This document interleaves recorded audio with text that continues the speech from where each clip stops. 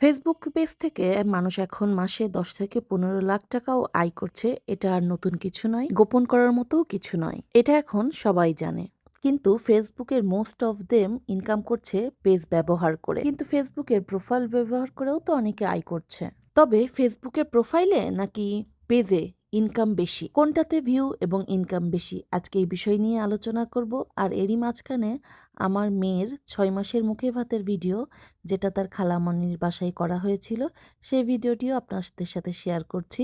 So এই video উপভোগ করার পাশাপাশি এই ইম্পর্টেন্ট তথ্যগুলোও আপনারা জেনে নিন। সো যেটা বলছিলাম, ফেসবুকের পেজে নাকি প্রোফাইলে ইনকাম বেশি, সেটা যদি জেনে আপনি কাজ করেন তাহলে আপনি সঠিক পথেরই পাথেয়। আপনি যদি ফেসবুক ব্যবহার করে কন্টেন্ট তৈরি করতে চান তাহলে সেক্ষেত্রে আপনার জন্য কি ফেসবুক পেজ বেটার নাকি ফেসবুক প্রোফাইল বেটার? সবার আগে আপনাকে ফেসবুক প্রোফাইল এবং ফেসবুক পেজের মধ্যে পার্থক্যটা জানতে হবে। প্রোফাইল হচ্ছে ফেসবুকের একটা অ্যাকাউন্ট, যেটা আপনার মূল অ্যাকাউন্ট, যেটা আপনি আপনার email address, personal mobile number, আপনার ডেট অফ বার্থ এবং অন্যান্য পার্সোনাল ইনফরমেশন দিয়ে আপনি খুলেছেন, এবং যেখানে আপনি সর্বোচ্চ ৫,০০০ ফ্রেন্ড যুক্ত করতে পারেন আপনার বন্ধু হিসাবে। যেখানে আপনি সোশ্যাল নেটওয়ার্কিং করবেন, যেখানে আপনার ব্যক্তিগত থেকে একেবারে পারিবারিক, সামাজিক সকল ধরনের নেটওয়ার্কিং সেখানে করতে পারবেন। কিন্তু ফলোয়ার গ্রো করার ক্ষেত্রে সেটা অনেক বেশি রিচ করে বা খুব বেশি ফলোয়ার অ্যাড হয় না। তবে প্রফেশনাল মুড যখন আপনি ফেসবুক প্রোফাইলে অ্যাড করছেন, তখন আপনার প্রোফাইলে যারা ফ্রেন্ড থাকবে তারা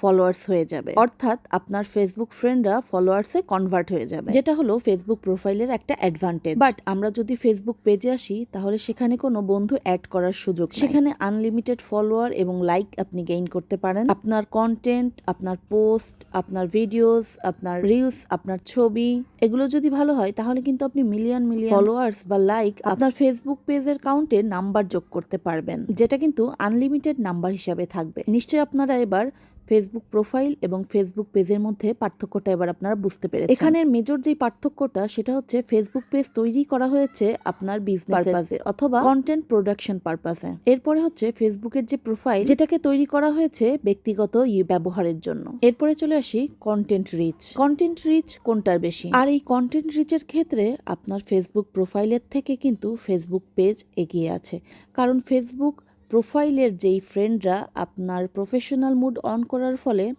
ফলোয়ার্সে কনভার্ট হয়ে গেছে, তারা কিন্তু আপনার ব্যক্তিগত জিনিসগুলোই হয়তো বেশি পছন্দ করতো, আপনার কন্টেন্টগুলো তাদের কাছে নাও পছন্দ হতে পারে। আর ফেসবুক পেজটা হচ্ছে ব্রডার অডিয়েন্সের জন্য বা লার্জার অডিয়েন্সের জন্য, যার কারণে আপনার পেজে যে কন্টেন্টগুলো আছে সেই কন্টেন্টের উপরে ইন্টারেস্টেড যারা অডিয়েন্স আছে তাদেরকে কিন্তু বেশি বেশি রিকমেন্ডেশনে দেওয়া হয়, এবং যার কারণে আপনার পেজটা কিন্তু তুলনামূলক কন্টেন্ট রিচ একটা ফেসবুক প্রোফাইলের চাইতে বেশি পায়, কারণ এটা তৈরি করা হয়েছে বিজনেস পারপাসে, অডিয়েন্স নেটওয়ার্কিং এর পারপাসে, অথবা হচ্ছে মাস অডিয়েন্সকে একত্রিত করার পারপাসে। সো ডেফিনেটলি কন্টেন্ট রিচের ক্ষেত্রে ফেসবুক পেজ এগিয়ে থাকবে। এবার চলে আসি এর কিছু প্রবলেমস অ্যান্ড বেনিফিটস নিয়ে। এক্স্যাক্টলি ফেসবুক প্রোফাইল এবং ফেসবুক পেজ এই দুটারই কিন্তু কিছু বেনিফিটস এবং প্রবলেমস রয়েছে। যখন আপনি কোনো ফেসবুক পেজ তৈরি করবেন তখন দেখবেন মাঝে মাঝেই আপনার পেজে কোনো প্রোফাইল ইস্যু বা প্রবলেম আসছে। তারপরে সেটা হচ্ছে কন্টেন্ট মনিটাইজেশন ইস্যু হতে পারে, তারপরে কমিউনিটি স্ট্যান্ডার্ড ভায়োলেশন হতে পারে, আরো নানান কিছু হতে পারে, যার কারণে আপনার পেজে ইস্যু চলে আসতে পারে। আর অনেক সময় এমন হয় এই ইস্যুগুলো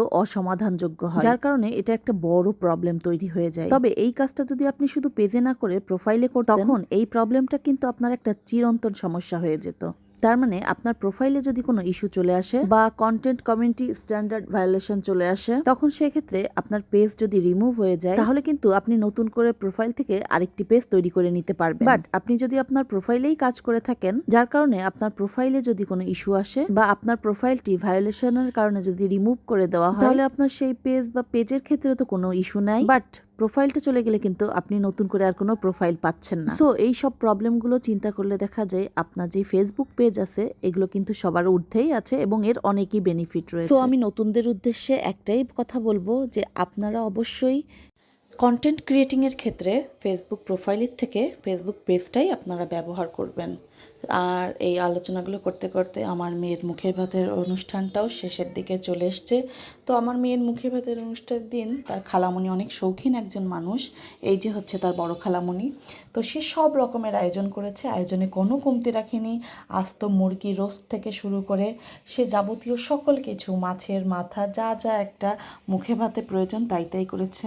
সবাই আমার বড় বোনের জন্য দোয়া করবেন এবং তার পরিবারের জন্য দোয়া করবেন।